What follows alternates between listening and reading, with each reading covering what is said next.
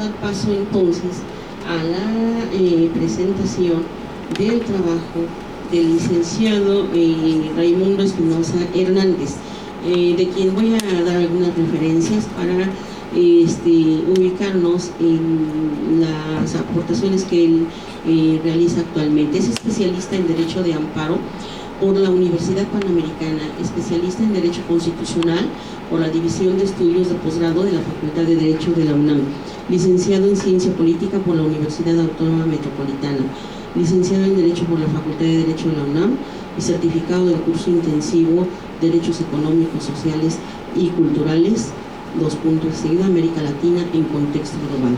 Es integrante del proyecto para la innovación y mejoramiento de la enseñanza intitulado Educación Socioambiental y Lenguajes de Valoración del Territorio y sus Recursos, herramientas y estrategias interdisciplinarias para el fortalecimiento de los procesos de enseñanza y aprendizaje en materia de conflictos ambientales, saberes ecológico-comunitarios y alternativas populares de desarrollo sustentable. También es integrante del proyecto APIT, Economía Sustentable y Regulación Jurídica de la Complejidad Ambiental en México, y así como integrante del proyecto para la innovación y mejoramiento de la enseñanza, intitulado Programa de Difusión y Formación de Investigadores Grado C. Integrante también de otro proyecto que se intitula Movimientos Sociales y Procesos Constituyentes Contemporáneos en México y América Latina. Becario de CONACYT de Investigador Nacional Nivel 3, asesor jurídico de la Asamblea Nacional de Afectados Ambientales y asesor jurídico en la Asociación Latinoamericana de Integración, asesor jurídico en la Organización Internacional del Trabajo. Entonces estos son algunos elementos curriculares para entender el marco en que se desarrolla su conferencia. Adelante, Raimundo, por favor.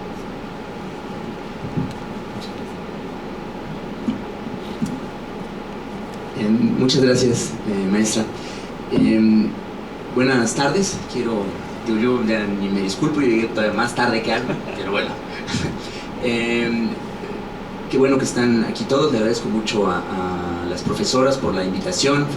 Celebro la realización del foro en la última mesa, por lo menos por ahora, de este ciclo de conferencias, que me parece pues muy importante por los temas y también que ha tenido una muy buena recepción por parte de pues la comunidad aquí en la universidad, ¿no? Voy a pasarles una presentación, y antes de iniciar la presentación quiero hacer algunos comentarios generales para que se entienda, porque yo ya ahí omití varias cosas, pero bueno, no quiero dejar de comentarlas, aunque sea solo de una forma muy puntual, ¿no? De entrada, bueno, también para que valoremos la importancia del espacio.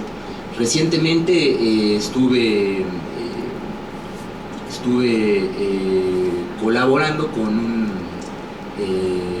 ex magistrado de circuito aquí en México, el licenciado Marroquín, que seguramente fue director de la Escuela Judicial del Poder Judicial de la Federación, miembro del Consejo de la Judicatura, etcétera, ¿no? Una trayectoria muy amplia. Seguramente lo recordarán algunos porque él tuvo un papel muy importante en algún momento de la gestión de la demanda colectiva en contra de los permisos de maíz genéticamente modificado, ¿no? Él tuvo una participación muy importante.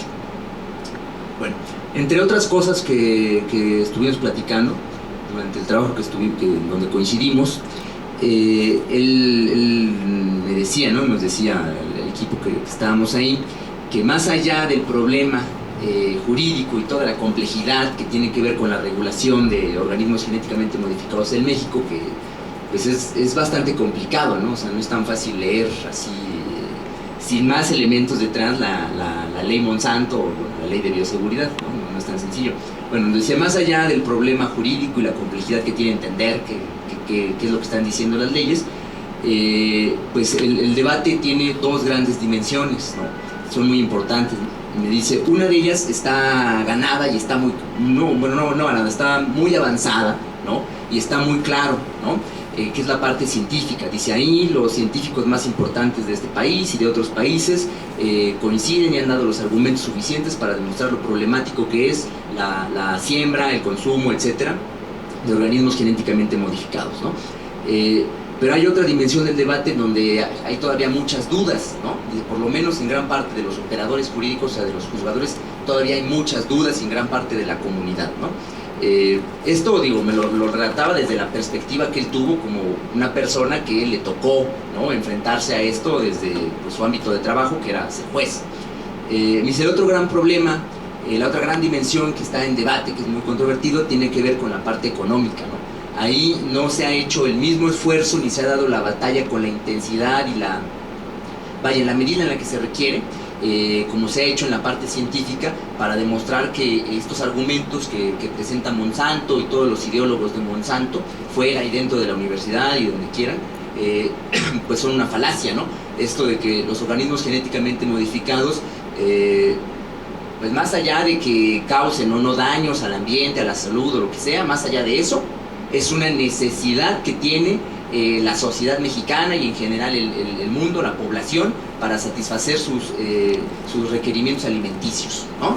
Este argumento, que es lo que plantean, dice, bueno, eso todavía hay muchas dudas y no está muy claro, y lo que nosotros notamos del Poder Judicial es que no se ha avanzado por ahí, ¿no? Entonces, bueno, qué importante que se lleven, esto lo saco a colación porque me parece pues muy importante que se abran estos espacios aquí, pues en el lugar central de la universidad pública más importante del país, en donde se debería de estar trabajando precisamente en la dimensión económica de todo este problema, de toda esta problemática, para hacerle frente a este tipo de argumentos, ¿no?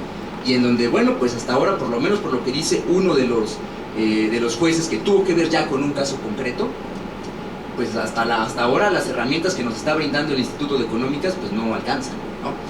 Hay todavía un vacío ahí muy grande. Entonces por eso me parece muy importante que valoremos el espacio. Bueno, algunas premisas muy rápidas para entrar a la presentación que elaboré, ¿no? Aquí, en el caso de organismos genéticamente modificados, de bioseguridad, se queda muy claro algo que ya platiqué para los que estuvieron en la mesa anterior donde me tocó participar. Y tiene que ver con cómo se conciben, ¿no?, la parte jurídica de todos estos problemas. Bueno, detrás de todo esto pues hay derechos humanos y hay violaciones de derechos humanos. Bueno, lo voy a decir muy rápido y digo, si hay dudas después lo podemos quizá ampliar. Las violaciones a los derechos humanos implicadas en temas como este, pues no se llevan a cabo únicamente porque las autoridades violen la ley, que esa es la forma tradicional en la que se vulneran también derechos humanos, ¿no? Se vulneran derechos humanos porque se violan las leyes, las autoridades no cumplen con las leyes o toleran que particulares no cumplan con las leyes y eso afecta a los derechos humanos de otros, ¿no? Esa es una manera pues normal y a la que nos tiene acostumbrado el Estado mexicano, y de eso están llenos los informes de que año tras año y todo el tiempo están publicándose y se están haciendo públicos, ¿no?, por instancias internacionales, locales, públicas o bien organizaciones de la sociedad civil. Bueno, pero hay otra manera en la que se vulneran los derechos. No se vulneran los derechos únicamente porque se viole la ley, porque no se aplique la ley, ¿no? En muchas ocasiones, y este es uno de esos, a mí me parece que este es uno de esos casos donde se ven ambas dimensiones del problema, se vulneran derechos humanos justamente porque se aplica la ley, ¿no?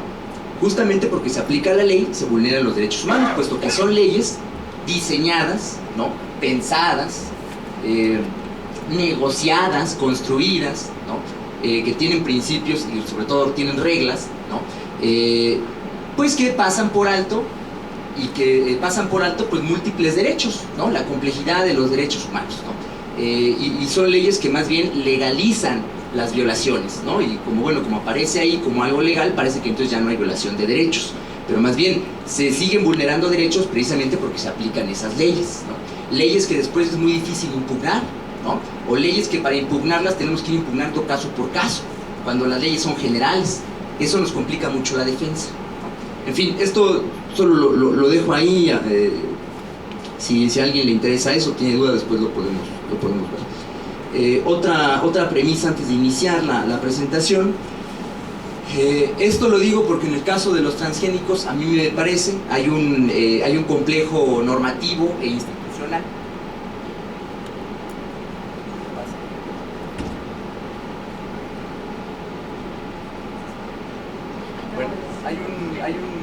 ahí está, gracias. Hay un complejo normativo e institucional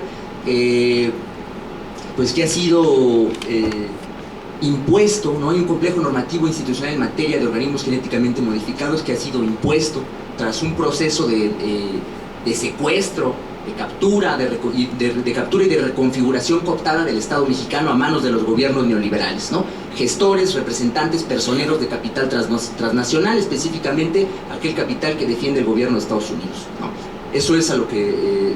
eso tenemos que entenderlo, porque si no, si uno quiere entender las leyes que regulan este complejo, o sea, por ejemplo, la ley de variedades vegetales, la ley federal de variedades vegetales, o la ley de semillas, o la ley de bioseguridad de organismos genéticamente modificados, o ley Monsanto, pues uno, así nada más leyéndola como abogado tradicional, o como cualquier ciudadano que quiere informarse, bueno, a ver qué dice la ley, pues si nada más nos quedamos con eso, pues no vamos a entender gran cosa si no sabemos en qué contexto se ubica. Y eso tiene un contexto no solamente dentro de los debates científicos, técnicos, etcétera, sino también tiene un contexto geopolítico más amplio, ¿no? Y económico detrás. Ahí es donde me parece a mí que hay que ubicar para entender bien de qué estamos hablando.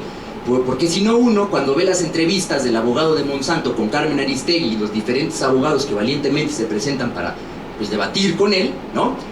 Pues uno piensa que no queda claro que lo que estamos viendo ahí es una representación en donde alguien está mediando, que es la reportera, en este caso Carmen Aristegui, un conflicto de intereses. Pero es un conflicto de intereses muy específico, en donde por un lado lo que se está defendiendo pues es el interés general, es el interés público general de la población, en muchos sentidos, ¿no? Que eso es lo que los abogados de la demanda colectiva, lo que los abogados de los mayas en Yucatán, en Campeche, hacen cuando aparecen en las entrevistas frente al abogado de Monsanto. Ellos están enfrentando este abogado, ¿qué es lo que representa? Él dice, aquí está sentado Monsanto, ¿no? Él ha dicho así en las entrevistas, aquí está Monsanto sentado. ¿Qué representa eso? Pues el interés que él representa no es ese interés público general.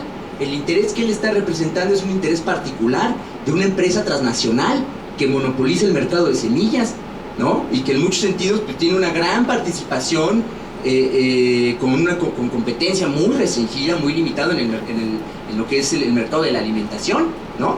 Que es un mercado donde todos somos cautivos. Eso es lo que se representa en esas entrevistas cuando están ellos sentados ahí, ¿no? Eso es algo que debe quedar muy claro. Bueno, otra premisa, un comentario general, la defensa yo realmente he estudiado, he leído y todas estas cosas, porque si no uno no entiende, ¿no? La formación tiene que ser interdisciplinaria, si no se puede para todos estos casos. Pero bueno, ya cuando uno va, como abogado, digamos, a defender comunidades, a defender núcleos agrarios, ejidos, comunidades o comunidades indígenas, ¿no? Incluso pues habitantes de las ciudades, porque el golpe llega a la ciudad, ahí es donde recae, ¿no? Al final de cuentas ahí es donde están los consumidores cautivos. Bueno, te das cuenta cuando participan en esos procesos, te das cuenta de que la defensa no puede ser no es nada sencilla, ¿no? Al contrario, es bastante complicado, se requiere una especialización, se requiere tener en cuenta diferentes dimensiones de la propia lucha, ¿no? Los ritmos de la propia lucha, las dimensiones políticas, las dimensiones sociales, la dimensión jurídica, ¿no?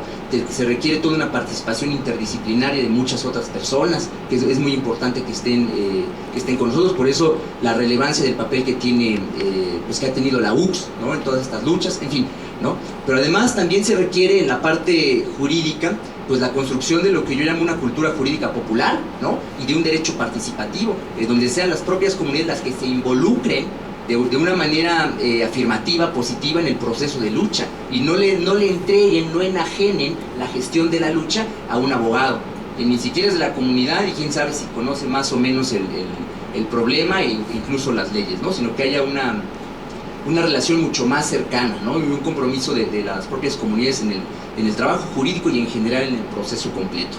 Bueno, les comento esto para que se entienda un poco más la presentación, ¿no? que ahora voy a hacer. Y una última cosa, por si se me pasa al final, a mí me parece que parte de lo que viene o de lo que se ha venido anunciando y presumiendo de unos años para acá, y que recientemente, hace un par de semanas, salió una publicación en El País, en el diario español. Pues una de las cosas que viene y que no sería raro, ¿no? Más bien me parece a mí que hacia allá va, pues sería la constitucionalización de un nuevo derecho humano, ¿no? Que es el derecho humano a acceder al acceso a la tecnología para el campo, ¿no? O sea, eso es... Miren, ahorita tienen muchos problemas con los juicios que hay, ¿no? Y son poquitos, ni crean que por todos lados hay juicios, son algunos juicios que los meten ahí en problemas, ¿no? Bueno, para evitar todos esos problemas, nada mejor que poner en la Constitución que todos los habitantes del país tienen derecho a acceder a la tecnología para el campo, a los desarrollos tecnológicos para el campo, ¿no? Especialmente para el uso de semillas genéticamente modificadas, bla, bla, bla. Eso se puede hacer. Y se puede presentar con base en el discurso de derechos humanos. Por supuesto que se puede hacer. Y contra eso, ¿qué instrumento jurídico se puede utilizar en contra de una reforma a la Constitución? Pues casi nada. Por lo menos para la gente de a pie, para comuneros, para ejidatarios, para habitantes de las ciudades, comunes y corrientes sin cargos de autoridad pública, pues muy poco, porque el amparo no procede. Todo lo demás que procede queda siempre en manos de nuestros representantes, ¿no? Y ellos sabrán si lo hacen o no lo hacen, claro. Lo que pasa es que tenemos que tener conciencia de que hay todo un cabildeo que incluso en nuestro país está reglamentado por las propias cámaras, ¿no? El cabildeo no es algo que sucede por abajo de la mesa, eso está reglamentado. O sea, se pueden presentar y negociar y ofrecer y dar y quitar, en fin. O sea, el panorama es muy complicado. Bueno, es en ese contexto que voy a hacer la siguiente presentación. A ver. Muchas gracias.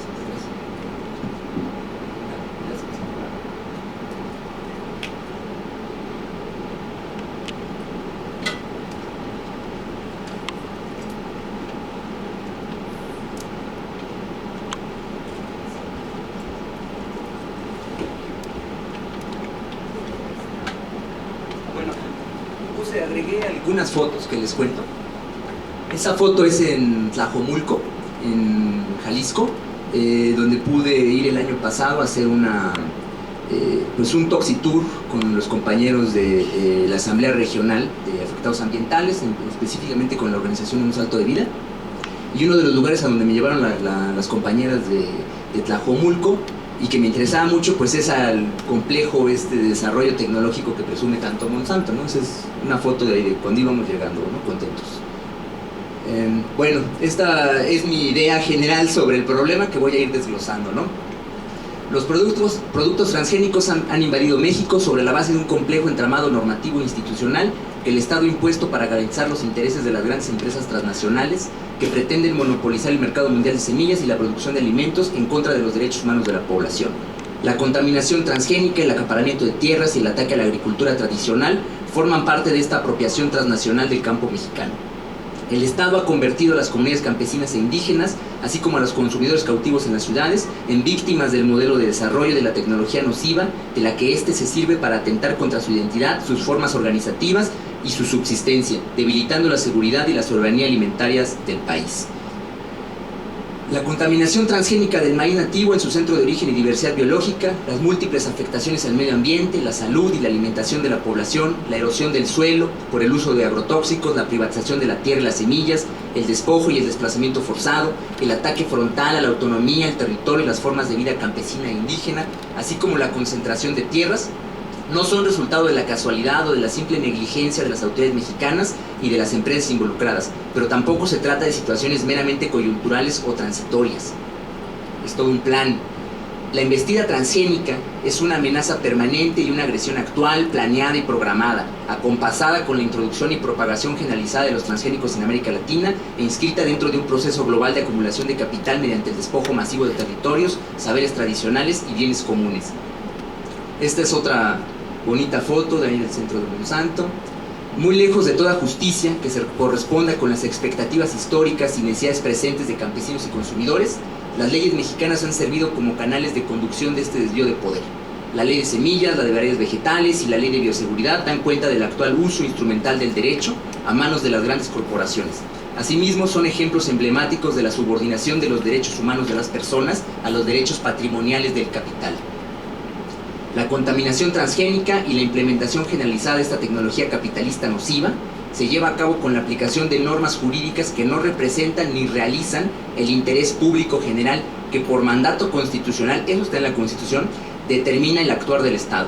Dichas leyes menos aún coinciden con los intereses concretos de los individuos y colectividades afectadas. Estas normas expresan, más que la voluntad popular, la voluntad de las corporaciones del agronegocio y el interés particular de los capitales en disputa. Los gobiernos neoliberales, y esto es sobre el origen de la ley de bioseguridad, han desplegado una ingeniería institucional y normativa que permite desarrollar políticas transeccionales que facilitan la entrada y expansión de organismos genéticamente modificados en territorio nacional. La urgencia por regular esta nueva materia por parte de los grupos parlamentarios del PRD, del PAN, del PRI, fue fruto de su conducta corrupta, así como de presiones internacionales y del compulsivo interés de las grandes empresas dedicadas a la agricultura industrial por acumular capital a partir de la biotecnología agrícola. Por supuesto, en ese momento, que aquí de lo que hablo es de la ley de bioseguridad, el apoyo de grupos de académicos, ahí digo, ni siquiera me quiero desgastar mencionando los nombres, algunos incluso han querido ser rectores de la universidad, científicos, políticos, asociaciones civiles y líderes de opinión pública, fue crucial para lograr la legalización de la agresión transgénica, que eso me parece a mí lo que representan esas leyes. Bueno, este es otro de los costados del centro de Tlajomulco, ¿no? Los personeros de Monsanto, miren, esto va a ser muy divertido. Este señor, no lo pierdan de vista, es el Jesús Madrazo Iris. Él actualmente es el vicepresidente global de asuntos corporativos de Monsanto. Vamos a ver una serie de argumentos que él da, ¿no?, para decir por qué sí a los transgénicos. Nada más su currículum muy rápido: licenciado en Derecho por el TEC de Monterrey. Él es tabasqueño, su papá era notario, ¿no?, en Tabasco, notario público. Posgrado en Leyes para la UNAM, convención honorífica. No pude encontrar la cédula, entonces no sé si sea cierto o sea otra mentira. Maestría en Derecho Comercial Internacional por la Universidad de Arizona, maestría en Administración por el Instituto de Negocios Cardiff en Inglaterra, abogado en Industrias La Floresta, fue su primer empleo saliendo del TEC, abogado en Banamex, abogado en Tubos de Acero de México, que es TAMSA, y después ya ha tenido diversos cargos en Monsanto, Monsanto América del Norte, Monsanto México, Monsanto Asia y África, etcétera, etcétera, ¿no? Es muy interesante lo que él dice, tiene artículos que le publica Milenio Diario, ahí lo pueden leer para que vean cómo cada vez que sucede algo de relevancia, él da su opinión. Algunos argumentos que él da, para que todos lo disfrutemos. Los organismos genéticamente modificados son una herramienta para que los agricultores mexicanos puedan alimentar a más personas mediante cosechas más abundantes. Todo esto lo saqué de artículos de él, o sea, les puedo dar los datos. No inventé yo nada. Las medidas de unas entrevistas buenísimas que aparecen en YouTube, que están en YouTube, que las subió el TEC de Monterrey, de un programa en donde invitan, ¿no?, a gente del TEC que ya es exitosa porque son emprendedores, para que les platiquen su historia de vida y cómo lograron el éxito, ¿no? Impresionante, en 7 segmentos, todo ahí, tus fotos, familia, cómo lo hizo, el esfuerzo que ha tenido, cómo quiere a México, a los campesinos. Se los recomiendo mucho, se van a divertir. Bueno, las medidas de coexistencia implementadas para minimizar el flujo génico mediado por polen del maíz genéticamente modificado hacia los maíces convencionales híbridos, el maíz nativo y los teocintles son efectivas, ¿no? Así, categórico. México, centro de origen del maíz, es su 5º productor global, pero el 2º mayor importador, gastando más de 40,000 millones de pesos al año en importaciones de maíz, en su mayoría transgénica, producido por agricultores extranjeros, que los mexicanos han consumido de manera segura por 20 años. Los cultivos genéticamente modificados como el maíz, la soya, la canola, la alfalfa, la calabaza, la papaya, la manzana, la papa y la remolacha azucarera representan más opciones de alimentos nutritivos y seguros en las mesas de los consumidores. Bueno, ya se fue Alejandro, pero no pudo escuchar esto. Bueno, otra, el uso de plaguicidas e insecticidas, así como la labranza. Bueno, ahí me equivoqué.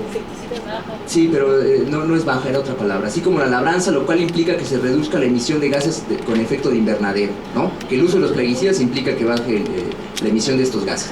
El consenso entre los científicos es que los alimentos genéticamente modificados son seguros, ¿no? Los OGM son tan seguros como cualquier otro alimento. A la fecha no ha habido un solo incidente de salud. O sea, esta declaración es de 2014. Esto es de 2014, ¿no? Bueno.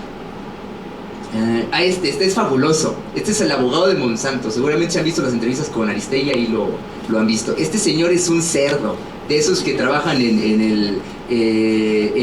para el Estado y luego para las empresas y de la pasa así, ¿no? Por aquí, por allá, haciendo buenas relaciones. Bueno, el director jurídico de Monsanto, Rodrigo Ojeda de Conde. Veamos qué el señor que es, de Puebla. Fundación Universidad de las Américas, especialista en Derecho Internacional. Stanford University Law School, especialista en telecomunicaciones y regulación. Bueno, esto es toda otra historia porque lo estuve investigando. Bueno, director jurídico del secretariado del Telecan. Bueno, socio senior en telecomunicaciones de Rubio Villegas y Asociados, Sociedad Civil. Director general de aspectos regulatorios e instrumentación legal de la Comisión Federal de Telecomunicaciones. Ese era su ámbito de especialidad y ahí trabajaba para el gobierno. Luego, coordinador general de asuntos internacionales de la Comisión Federal de Telecomunicaciones. Jefe de la Unidad de Servicios a la Industria de la Comisión Federal de Telecomunicaciones. Consultor comercial en jefe de Motorola.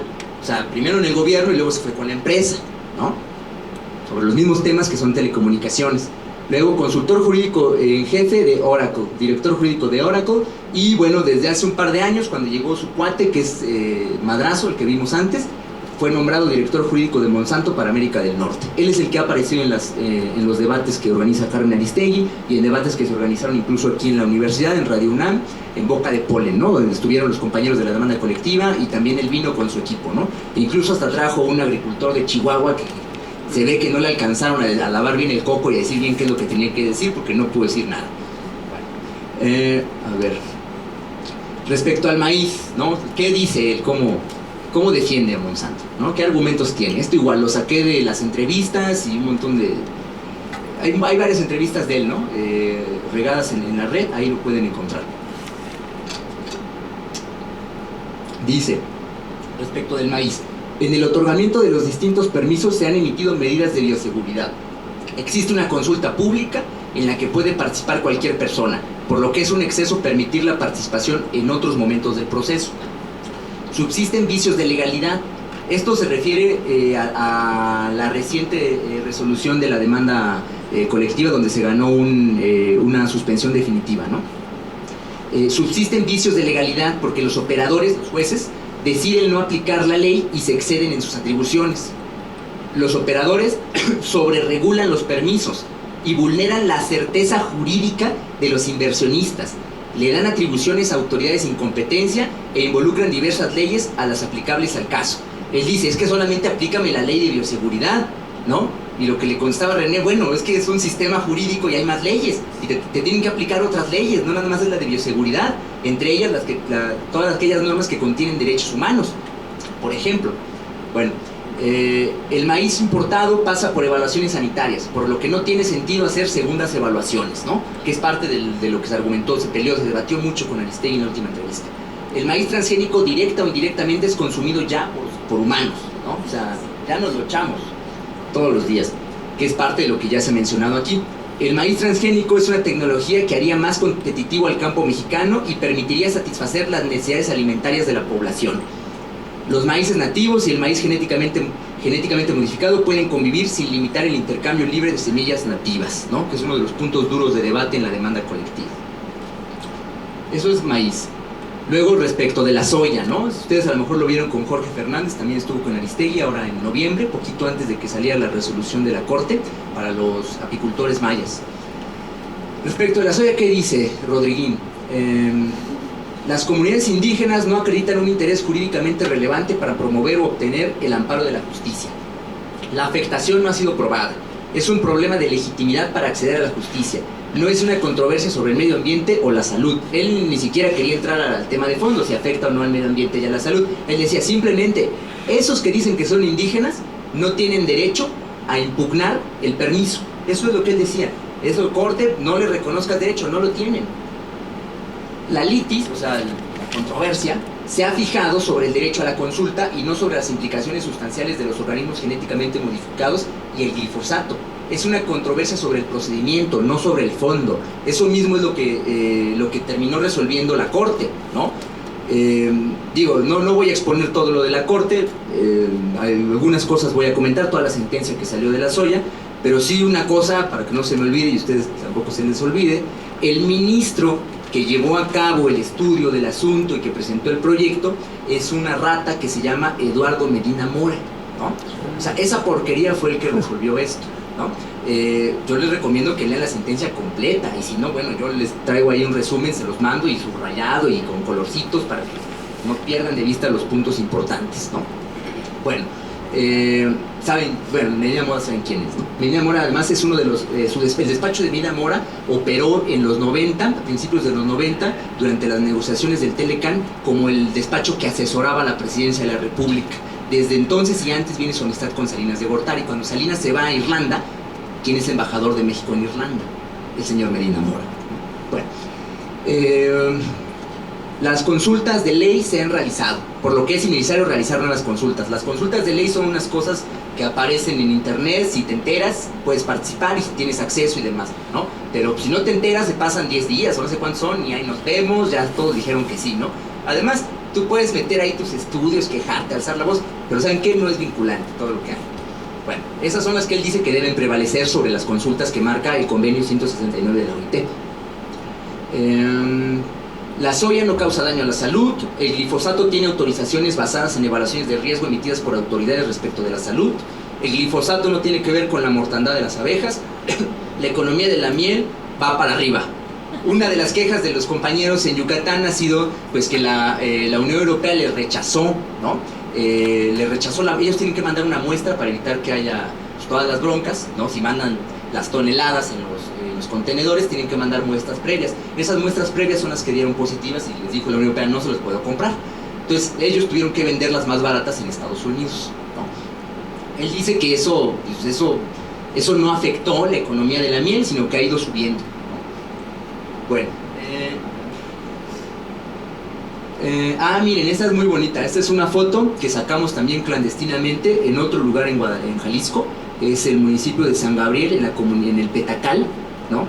Incluso escribimos un artículo que salió publicado en la revista Biodiversidad en América Latina, donde se daba cuenta de todas las violaciones que había, nada más viéndola por fuera, ¿no? Esto es lo que yo llamé el cementerio de transgénicos de Monsanto. O sea, medidas de bioseguridad, de contención, nada, ahí está tirado todo. Y hay de todo, sandía, melón, plátano, y no me acuerdo qué más había, ¿no? Ahí, bueno, tuvimos que subir a la fotógrafa en hombros para que alcance a tomar la foto, porque si no, no se podía. Fuimos un domingo como a las 5 de la mañana, allá al pueblito. Es un pueblito que está tomado por Monsanto y los de Nutrilite, que son otras ratas, ¿no? Bueno, está tomado el pueblito, secuestrado por ellos. Algunos datos de Monsanto, ¿no? Las cosechas transgénicas de todo el mundo representan menos del 1% de la superficie total cultivable. El 85% de los OGM cultivables se concentra en 3 países, Estados Unidos, Argentina y Canadá. Hasta hoy solo se cultivan comercialmente 4 productos: algodón, maíz, soya y canola. Monsanto opera directamente en más de 130 países del mundo y sus ingresos anuales promedio aproximadamente son de $15,000 millones. Más de 3,000, y este es importante, más de 3,000 de sus colaboradores son, les llaman ellos, embajadores, que trabajan en escuelas de sus comunidades, con vecinos y familias, para promover el diálogo sobre el uso de la tecnología en los alimentos. O sea, parte de sus obreros, de los trabajadores de Monsanto, están comisionados para que dentro de su comunidad convenzan a otros de que Monsanto pues, es santo y no Satán, ¿no? Bueno, la reforma del campo contendrá un posicionamiento claro por parte de las autoridades sobre el impulso decidido a cultivos comerciales de productos como el maíz transgénico. Parte de las declaraciones que salieron a la luz en El País del diario español hace unas semanas. En Monsanto queremos cambiar, esto me parece que es una declaración de Madrazo Iris. En Monsanto queremos cambiar nuestra mala imagen, sí es una nuestra mala imagen corporativa y ganar la confianza de los consumidores en vista de no quedarnos atrás en el gran negocio que representa la producción de alimentos. Bueno, otra foto más de cerca, ahí se ve mejor donde tienen su tiradero en la parte de atrás que colinda con el cerro, y ahorita van a ver otras. Bueno, ese es Monsanto, ¿no? En el Petacal. Algunos problemas, miren, esta es muy importante, es el mismo en el Petacal. Este es un kinder. Atrás están las fotos que ahorita vimos, y enfrente de eso también. Por aquí corre un riachuelo, por ahí hay un desagüe, ¿no? hay un puentecito para cruzar, atrás hay un espacio donde los niños juegan y es un kinder de 2 o 3 cuartitos, ¿no? Ahí. Bueno, junto a ellos está Monsanto, junto a ellos Monsanto tira el agua todos los días, ¿no? Y ese kinder incluso lo puso Monsanto, ¿no? Como parte del compromiso social que tiene la empresa con la comunidad que los alberga, ¿no? Esto es un problema, esto fue gran parte de la denuncia que hicimos, esto fue en 2012, fue precisamente por esto, por tener el parque ahí, ¿no? Al lado entre los dos grandes terrenos que tiene ahí Monsanto y en donde están todo pues la siembra experimental, esta es de experimental, ¿no? La que tiene ahí de todo, o sea, ahí vi de todo y algunas que ni siquiera hay permisos. O sea, lo que yo vi ahí son algunas que no hay permisos, no aparecen los permisos en la que es la Semarnat, no aparecen los permisos, ¿no? Ahí no los encontramos. Y había cosas sembradas, tiradas, ¿no? Y sembradas y tiradas atrás. Bueno, miren, las medidas de contención, la foto ahorita les veo.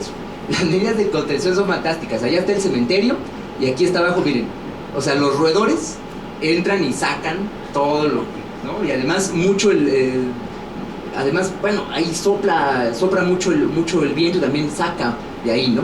No sé si incluí otras fotos donde se ve a dónde salen los tubos del desagüe de Monsanto, pero se conectan al final con un riachuelo que pasa por ahí, por el pueblito, ¿no? Bueno, algunos problemas, ¿no? En torno a los transgénicos. El catálogo de semillas, a mí me parece que es muy problemático. El tema del catálogo de semillas, las normas y procesos para la calificación, certificación y etiquetado de semillas, me parece que es un problema.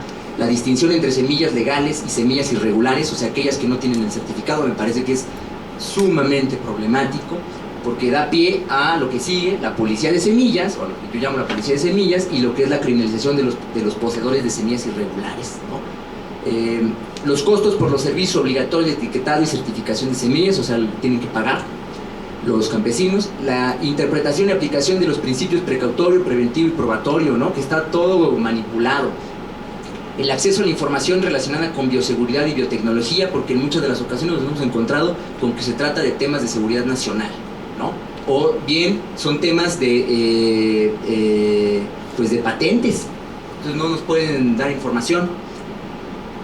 Bueno, ¿qué es lo que está privilegiando ahí? Pues el interés particular sobre el interés público. Las consultas y mecanismos de participación social previstas en las leyes de la materia, que son muy limitadas y son muy tramposas.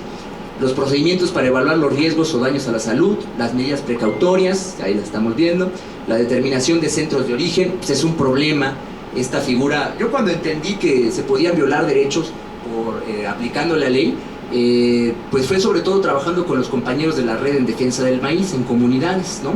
Y escuchándolos y como yo mismo tratando de entender, ¿no? el problema desde la perspectiva de ellos. Bueno, pues es que pedir que se nos aplique lo de centros de origen es una concesión gigantesca, ¿no? Porque eso implica, que digo, yo no traigo el mapa, pero eso implica ponerle los circulitos estos de centro de origen en diferentes regiones del mapa y otras no.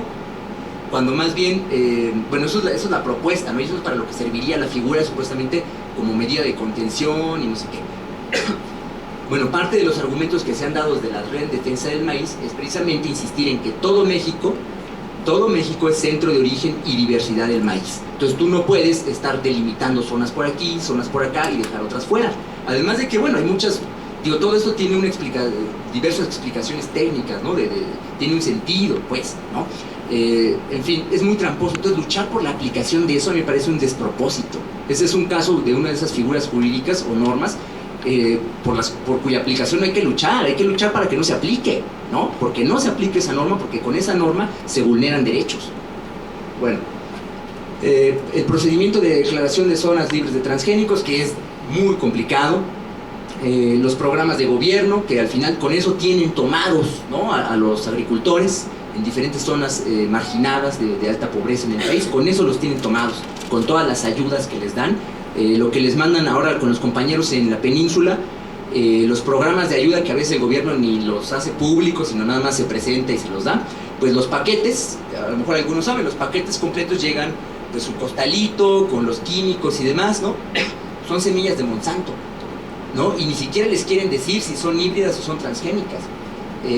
Nosotros ahora sabemos que mucho de lo que se ha sembrado en Quintana Roo, que yo ahorita trabajo como representante jurídico legal de los compañeros campesinos, agricultores en Quintana Roo, pues ahora lo que sabemos, por investigaciones que se han hecho, por estudios que se hicieron, que dieron positivos, es que sí hay soya transgénica, y lo que se sembró ahí fue soya transgénica, ¿no? Cuando las autoridades del gobierno del estado dicen que para nada, ¿no? Que ellos no lo han hecho, aunque está lo del permiso y la sentencia no les aplica a ellos no se ha hecho y no tienen conocimiento de eso, cuando ya sabemos por el resultado de las investigaciones que sí hay sembrada soya transgénica en la región, ¿no?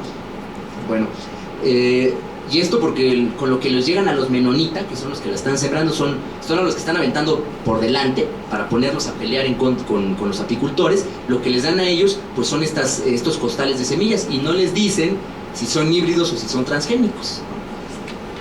Bueno, los mecanismos de acceso a la justicia y reparación integral, bueno, esos ni los menciono porque eso no hay, o es mucho más complicado todavía. Ah, miren esta, por ahí sale, ¿no? Ahí es donde sale Monsanto, ahí arroja todo lo que ya no quiere, todas las aguas las arroja ahí sin mayor cuidado de nada, ¿no?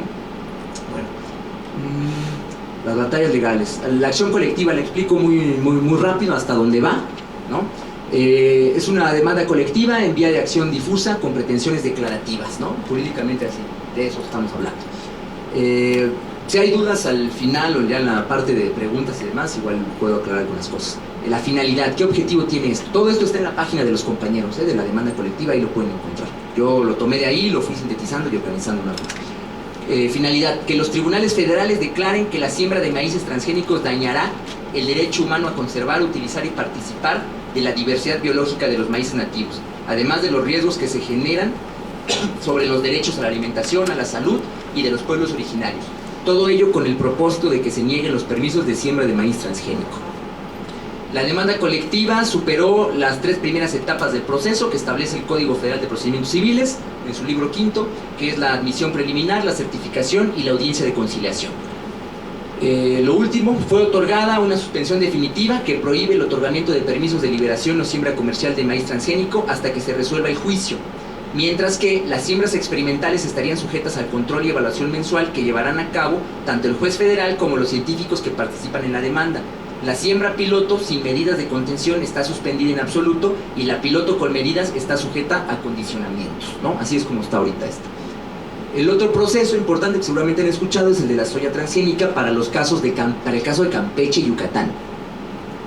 Este proyecto de Monsanto de la soya transgénica, me parece que son 5 estados donde lo quieren poner. No, son más. Miren, es Tamaulipas, Veracruz, Campeche, Yucatán, Quintana Roo y Chiapas, ¿no? Es donde va. Ahorita la sentencia que salió a finales de año, del año pasado, esa sentencia únicamente ampara a los compañeros de las comunidades indígenas que metieron el amparo, ubicadas en los estados de Campeche y Yucatán, nada más. En los otros no, o sea, Monsanto ahorita puede sembrar soya comercial, no pasa nada, ¿no?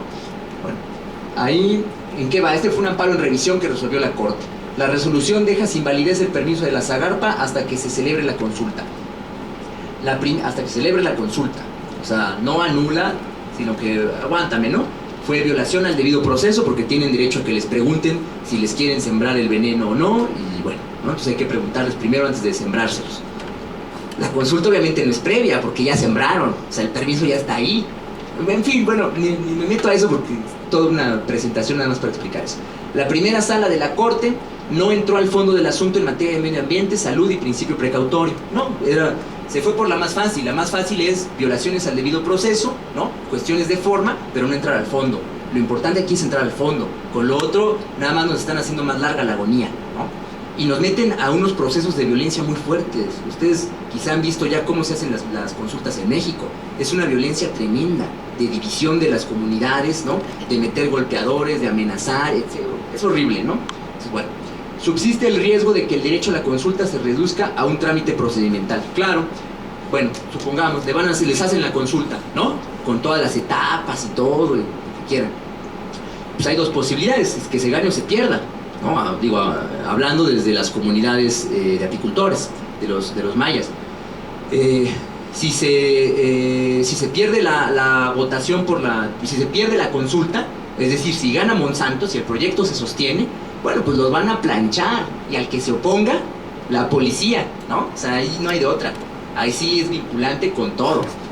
Pero si los compañeros ganan y dicen no al proyecto, si esa opción gana, el no al proyecto, bueno, ahí la disputa no va a terminar. No va a terminar porque seguramente contra esa, cuando la autoridad competente haga la declaración, contra eso seguramente Monsanto va a promover amparos, ¿no? Para eso le pagan al pelón que vimos, ¿no? Para que promueva los amparos, aunque él no sepa de la materia, porque él se especializó en telecomunicaciones, no en organismos genéticamente modificados. Bueno, seguramente él va a meter los amparos, pero además la autoridad también puede decir, bueno, pues es que una cosa es el derecho a la consulta, ¿no? Pero el derecho a la consulta en ningún lado dice que el resultado tenga que ser vinculante. Bueno, no hay por qué cumplirlo, o sea, te preguntamos y todo, ya llevamos, informamos, hizo el proceso, participaron, jugamos todos a la democracia, que es lo que ahora se estila, ¿no? Todos jugamos a la democracia, pero bueno, pues es que no puedo obligar, ¿no? O sea, entonces sostengo el permiso. Eso también puede pasar, y es un riesgo muy grave, ¿no? Bueno, esto, bueno, una referencia nada más, que es el caso que nosotros llevamos en la Asamblea Nacional de Afectados Ambientales. La soya transgénica en Quintana Roo, hay un juicio de amparo en proceso presentado por diversas personas, miembros de comunidades indígenas del municipio de Bacalar. Se cuenta con informes científicos que constatan la presencia de soya transgénica en la región, a pesar de que las autoridades competentes niegan la presencia de organismos genéticamente modificados. Algunos puntos generales que me parece que hay que ponerles atención, y ya con eso terminaría. Primero, bueno, no deben perderse de vista el tema del cambio climático y los derechos de las generaciones futuras en todo este debate, porque no ha estado en las resoluciones de los jueces, de la Corte, no ha estado eso. El derecho a la alimentación y al agua deben vincularse con el resto de derechos que se alegan en el combate contra los organismos genéticamente modificados. A veces se hace lo de la alimentación, muchas veces no se hace. Lo del agua no lo veo claro, no lo han hecho, no ha aparecido. Es muy importante impugnar el complejo legal que hace posible la invasión transgénica, es decir, pelear contra estas leyes, porque la base para que todo esto avance está en esas leyes, y esas leyes tienen más de 10 años, ¿no? Tienen alrededor de 10 años. Entonces es muy importante seguir impugnando esas leyes, así como las normas técnicas, lo que llaman las normas oficiales mexicanas. Es muy importante pelear contra ellas. Esas normas oficiales mexicanas no las hace el Congreso. Se generan a partir de las dependencias de la administración pública, pero sobre todo quienes las promueven, quienes las elaboran y quienes las votan son los representantes de los grupos empresariales inmiscuidos en cada área temática. Eso es lo que nos aplican. El derecho lo construyen ellos. Eso es gobernanza ambiental corporativa. Bueno, la defensa de la biodiversidad en general frente a los organismos ONG, frente a los organismos genéticamente modificados tiene tanto sentido como la defensa de la biodiversidad nativa. Esto porque yo he visto que se apela mucho a que hay que defender la biodiversidad nativa, y bueno, cuando no es nativa pues no hay tanto problema.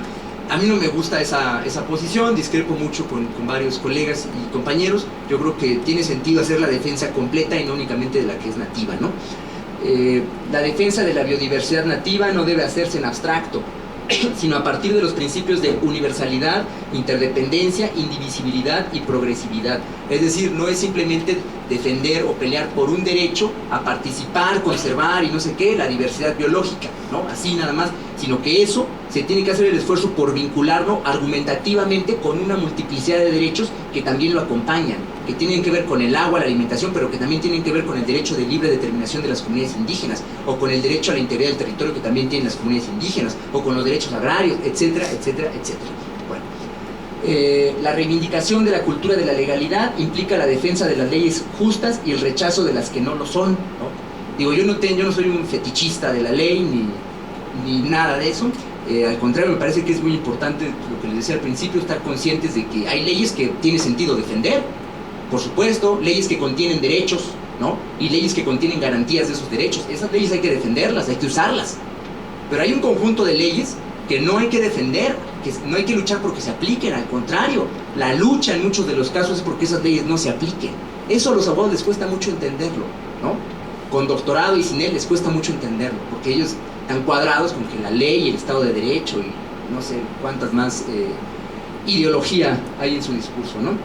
Bueno, El uso de organismos genéticamente modificados no debe separarse del uso de glifosato. Eso es muy importante porque a veces no se insiste. Los compañeros en Yucatán y en Campeche no lograron meter tan duro esto, y la resolución de la Corte fue tremenda, ¿no? Ahorita viene abajo.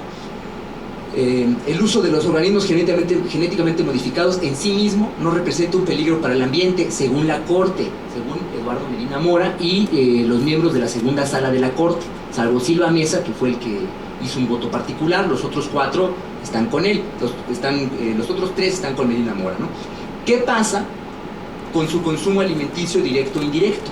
Bueno, en eso no se meten. Ustedes lean la sentencia y vean toda la manipulación, todos los malabares que hacen los secretarios de Medina Mora para escabullirse de esto, ¿no? Y no entrarle de lleno a debatirlo. Es impresionante, una cochinada. Existe evidencia limitada de la cancerogenicidad del glifosato en seres humanos, según Eduardo Medina Mora, ¿no? ¿Esto es así? ¿Realmente eso es así? Ustedes vean cómo lo presentan, cómo se argumenta en la sentencia. La sentencia es pública, la pueden consultar, la bajan de la página de la Corte. Bueno, la parte donde argumenta esto es súper tramposo, así de un plumazo, ¿no? Bueno, un tecladazo, avanza como si nada, ¿no? Haciendo estas declaraciones. ¿Qué fuentes científicas y a qué referencias se remiten los ministros de la primera sala de la Suprema Corte? Creo que es la segunda sala, para sostener que el uso de organismos genéticamente modificados no representa un peligro para el ambiente en sí mismo. Eso dice la sentencia. Y que en humanos existe evidencia limitada de cancerogenicidad del glifosato. Eso dice la sentencia. Y bueno, cuando la lean se van a reír mucho, seguramente. Es muy chistoso cómo los secretarios, o sea, los secretarios es el talachero del ministro. Los talacheros del ministro, pues ellos citan, tienen fuentes científicas, ¿no? Hacen esta declaración y ponen una cita. Yo cuando vi las citas dije, bueno, ¿de dónde la sacaron, no? O sea, de la biblioteca de Porrúa, o de dónde, del cancionero mexicano, de dónde salieron estos libros, ¿no? Estas fuentes. O sea, agarraron lo que medio encontraron seguramente en internet y ahí está, ¿no? Eso citamos. Es realmente una arbitrariedad, una discrecionalidad gigantesca la que hay ahí. A mí me encantaría, es algo que le quiero proponer a Elena. Yo creo que hay que estudiar las sentencias que está emitiendo la Corte en los temas que tienen relevancia científica y ver qué fuentes están citando y debatirlas. O sea, debatirlas con los argumentos jurídicos, pero con los argumentos científicos, porque los jueces, nosotros nos enteramos por las noticias nada más de los extractos, de lo que ya al final queda, ganó, le dieron, no le dieron el amparo, qué quedó, pero las sentencias completas traen unas cochinadas. Esto no aparece en la parte resolutiva de la sentencia, esto está en el cuerpo considerativo de la sentencia, y les aviso, por jurisprudencia de la Suprema Corte Mexicana, la parte considerativa prevalece sobre la resolutiva, ¿no? Entonces, estos son criterios que se van a imponer para llevar adelante las consultas y para llevar adelante cualquier impugnación que se haga en el tema de transgénicos. Por eso esta sentencia es muy importante, ¿no? No se le ha hecho tanto ruido como en el caso de la demanda colectiva, pero esta es una sentencia de la Corte. En la demanda colectiva no están en eso, ¿sí? Esta llegó más alto, más rápido y tiene estos contenidos que son muy peligrosos. En fin, las fuentes que ellos citan son, o sea, ya no vale la pena que me distraiga más eso. La primera sala de la Corte es conservadora y sostiene una interpretación restrictiva del interés legítimo. Eso es lo que se ha dicho en muchos espacios. Incluso el mismo ministro Silva Mesa, que hace un voto disidente, ¿no?, de la mayoría en esta sala sobre este asunto, pues reconoce que no se está atendiendo, no se entiende ni se atiende debidamente el tema del interés legítimo, y en especial los efectos que tiene la sentencia, si ustedes le han dado seguimiento al asunto, únicamente se restringen a que la consulta no se meten a los derechos de fondo, medio ambiente, salud, alimentación, principio precautorio, etcétera, simplemente forma, o sea, no se hizo consulta, hágase la consulta, y el que no quiera hacer la consulta está violando una sentencia de la Corte, entonces, pues a ese hay que reprimirlo. Bueno, así quedó. En esa sentencia de la Corte, el efecto es que esa consulta únicamente se va a hacer en las comunidades en donde habitan quienes firmaron la demanda, únicamente en esas comunidades, ni siquiera en municipios enteros, y menos en el estado completo, porque déjenme decirles que hay estados donde este proyecto de Monsanto para la siembra de soya genéticamente modificada, pues abarca casi todo el estado, ¿no? Bueno, no se va a hacer en los demás municipios de ese estado, sino únicamente ni en un municipio completo, sino solo en algunas comunidades precisas a las que pertenecen quienes firmaron la demanda. Y por supuesto el proyecto sigue adelante en Veracruz, en Tamaulipas, en Quintana Roo, en Chiapas, ¿no? Solamente es para algunas comunidades en Campeche y en Yucatán. Eso lo restringieron porque ya el juez de distritos en primera instancia había reconocido una mayor amplitud del derecho. En cambio Medina Mora lo restringió ya cuando llegó a la corte. Bueno, gobierno litiga en coincidencia con los intereses de Monsanto, pues eso queda muy claro. Esto llega hasta la corte porque quien mete el recurso es Monsanto, pero también meten recurso en contra de la resolución del juez de distrito, el Ministerio Público Federal y las dependencias, ¿no? La Secretaría también mete un recurso. Llega a un tribunal colegiado, pero la corte dice, bueno, yo lo voy a traer, y llega a esta sala de Medina Mora, ¿no? Así fue. Bueno, pues resulta que cuando uno desglosa los argumentos, pues coinciden los argumentos de Monsanto, los argumentos de la Secretaría, los argumentos del Ministerio Público. Bueno, los del MP no, porque realmente no dijo nada y hasta lo presentó tarde, ¿no? A él se lo desecharon, pero bueno. Pero coinciden los de la empresa con los de las instancias públicas, ¿no? E incluso coincide mucho, ya se me iba a salir un tecnicismo, coincide mucho con lo que asevera Eduardo Medina Mora en la sentencia, ¿no? O sea, coinciden. Parece que ganan los apicultores de Yucatán, y bueno, pues en parte sí ganan, pero en gran parte les meten, es una goliza lo que mete Monsanto con esta resolución, ¿no? Porque dice, bueno, pues la cancerogenicidad es poquito, ¿no? Y se lo brinca, así queda, o sea, él dice, es poquito, no es gran problema, ¿no? Lo del glifosato. Los OGM por sí mismos pues no tienen bronca, y pasa y avanza, y se mete, principio precautorio, bueno, pues pues sí está ahí, lo denuncian así, está bien. Nada más, no creen que se pronuncia nada más lo va mencionando así y avanza hacia lo de consulta, y ahí se hace un estudio y que hay que preguntarles, y que previa y no sé qué, puras tonterías de abogados de ONG, ¿no? Bueno, la primera sala resuelve el asunto apelando a violaciones de procedimiento, dado que no se llevó a cabo una consulta, y por lo cual no se cumplió con el debido proceso. Sin embargo, aunque sí se pronuncia al respecto, no atiende para efectos de la parte resolutiva de la sentencia la controversia relativa al medio ambiente, la salud y el principio precautorio, ni libre determinación, ni integridad del territorio, ni ningún otro derecho correspondiente a pueblos y comunidades indígenas o equiparables. Los abogados y las ONG no deben suplantar al sujeto real ni enajenar el proceso social. Esto porque son problemas a los que uno se enfrenta normalmente. Aquí no está exento en el tema de transgénicos. Yo creo que quienes tienen que estar al frente, quienes tienen que pasar de ser víctimas a ser sujetos del proceso, son las propias comunidades afectadas. Son ellos los que tienen que asumir la responsabilidad del proceso y no dejárselo ni a ONGs buena onda de derechos humanos, ni a abogados, ¿no? Más o menos, o como sea que estén capacitados. Yo creo que tiene que hacerse el esfuerzo por generar un derecho participativo en donde la gente esté comprometida y esté enterada de lo que esté pasando, participe en la gestión jurídica del problema, participe en la generación de los argumentos, participe en la formación de las pruebas, etcétera, etcétera, etcétera. Porque si no, bueno, se presentan una serie de problemáticas que no es el caso contarles ahora, ¿no? Bueno, pues ya con eso creo que concluyo. Sí, bueno, ya ahí les pongo un montón de citas de dónde pueden encontrar la información, ¿no? Bueno, les agradezco mucho, quedo a su disposición.